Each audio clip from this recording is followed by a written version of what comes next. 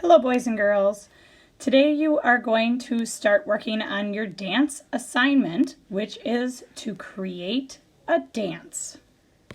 Let's talk about some requirements. Your learning target is to create and perform an 8-count dance to the beat of the music.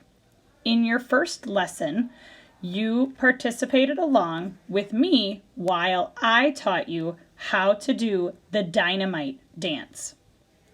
In the dynamite dance, there were 4 different parts that were at least an 8-count each.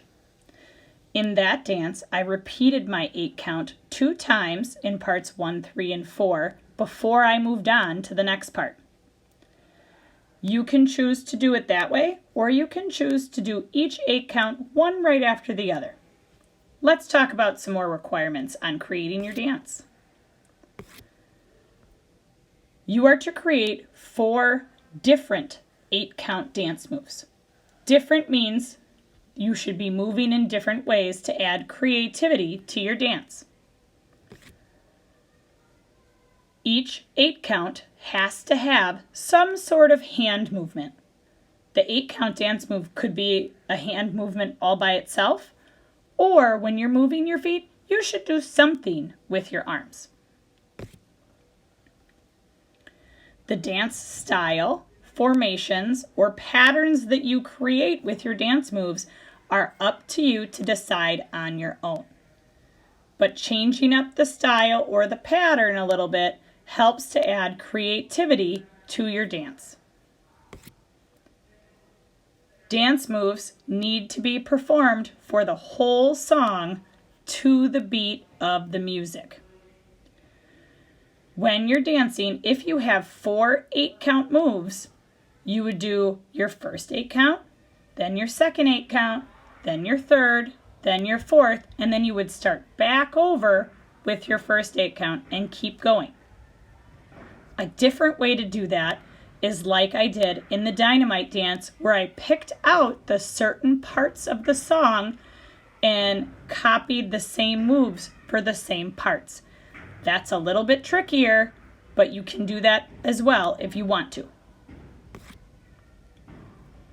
For your music, you will be choosing one of the songs listed on the slide below this video.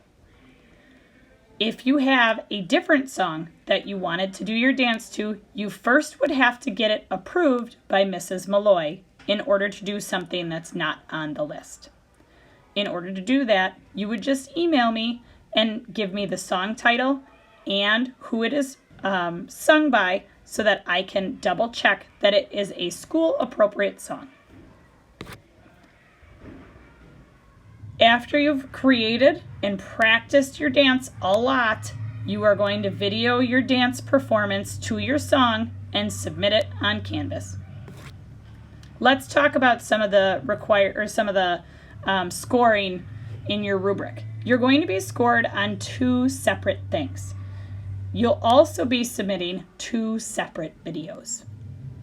The first video you will submit is of you just doing your dance moves, not doing the dance moves to the music, but just demonstrating your dance moves while you count to 8 out loud.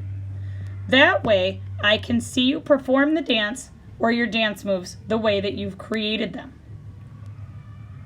That would get you a score of a 3. The second video you will submit is your dance performance. That's where you're performing your dance moves to the entire song. It would be okay if you count out loud while you're dancing to the song too. That can certainly help you keep time and know exactly what part of your dance you're on. But it's up to you. If you would rather not count out loud, that's fine too. Down below this video is also a dance resource that has some different dance move suggestions you can use.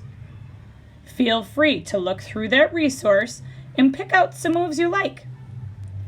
If you're interested in getting a 4 on this assignment, the dance moves would have to have some of your own creativity to them. So you couldn't just pick them from the dance resource. You'd have to show some extra creativity with moves that are not in the dance resource to get a 4.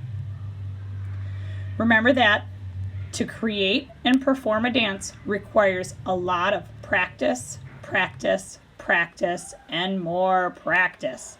Counting out loud to the beat helps your brain communicate with your body so that you know what you're doing and are able to stick to the beat. If you need help, let me know. I'm always here to help.